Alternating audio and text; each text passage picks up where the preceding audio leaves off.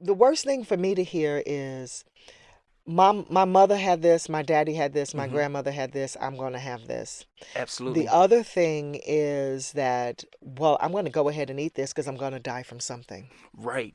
Right. You Oof. hear that all the time. I'm going to die from something. I've lived this long. But what about your quality of life? Yes. Don't you want to be 80 and be able to still run a mile? Don't you want to be 90 and still be able to do push ups? Mm. Don't you want to be 80 or 90 on no medication? Don't you want to get to be 80 or 90? Don't you want to get to be 80 or 90? But That's let's think about the quality of life and then the messages that we're sending to the next generation that's the behind truth. us. Then maybe we can stop this whole idea of, oh, it runs in our family. Maybe good health runs in your How family about it? now. That's what I want to be able to say. And then, as a man, I have a responsibility to my wife and my daughter to be there for them. I tell people it's the most unselfish thing to do is to be super concerned about your health because you're trying to make sure that the burden of your wife, your daughter, your family having to take care of you, you're trying to relieve them of that burden. That's So what be I say. unselfish and take care of yourself. That's what I say when people are always saying, I'm going to die from something. And my response to that is, and be daggone about the people who have to take care of you. Mm-hmm. What you're doing is you're placing an undue burden Exactly. on them and you're consciously making the decision to do it. I Yes. shall not run into the burning building with you. Oh, absolutely. And not only that, then I started to think about my daughter.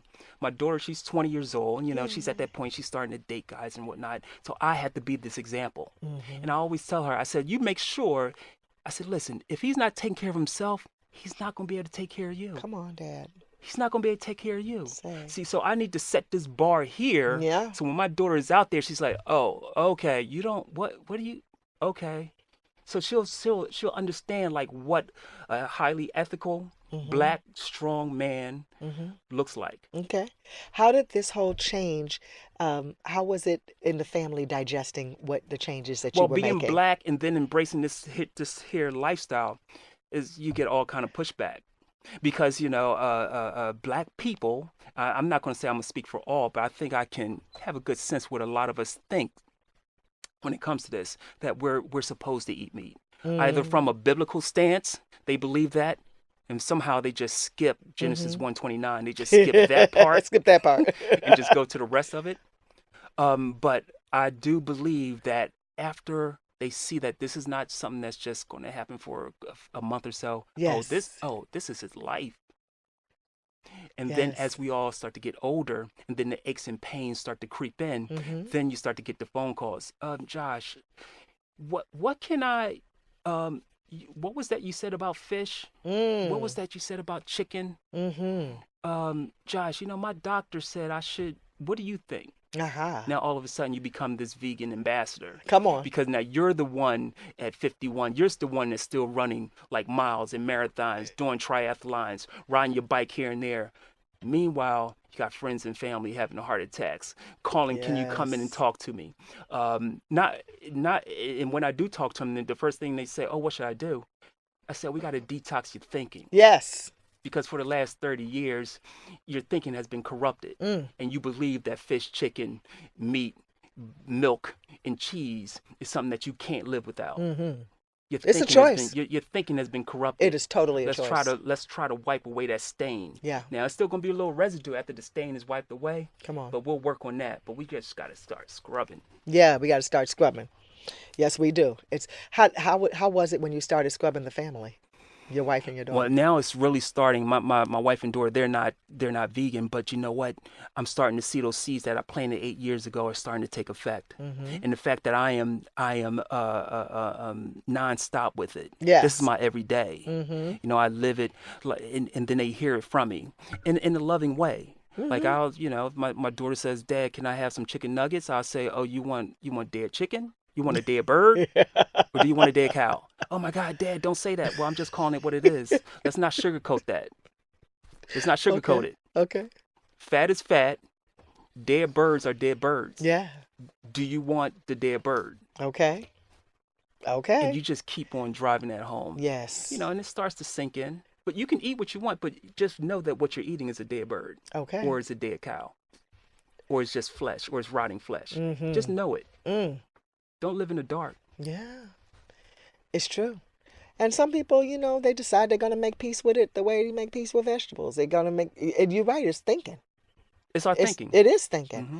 And it's just whatever it is you've decided to do. But my thing is, whatever you do, detox that body. Yes. Important to do that, even when you're a vegan. Yes.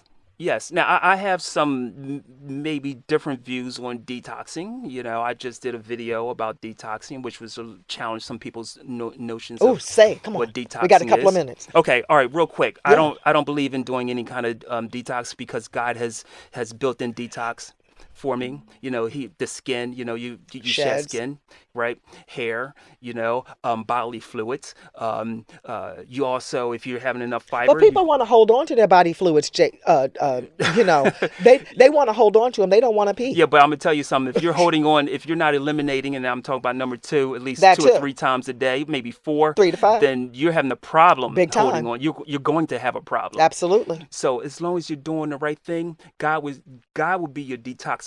He was like, I got you. Yes, sir. You And that's do the these operative things, if. and I got you. You're right. That's if. You're You're right. It's a right. big if. I think that people need to rally around something. That's true. You know, That's true. it's unfortunate, but it's true. In my thing, I'm always in a constant state of detoxification. Gosh, I can't believe we're out of time. Tell people how to reach you. Don't you have something coming up soon? Oh, absolutely. I have an event coming. It's April 28th. It's the Urban Veg right here right back in Philly. But you can reach me at Urban Black Vegan across all social media platforms, and that's universal. Urban Black Vegan, Mr. Joshua Black. Thank You you. are a joy. Can you come back? Oh, Can we do anytime. part 2, part 3? Anytime. Can we make you the official vegan person Oh, for the show? please do. I'm just a hop and a skip away. Wonderful. That's done. Well, we thank you so much for being here. Don't go away when we come back.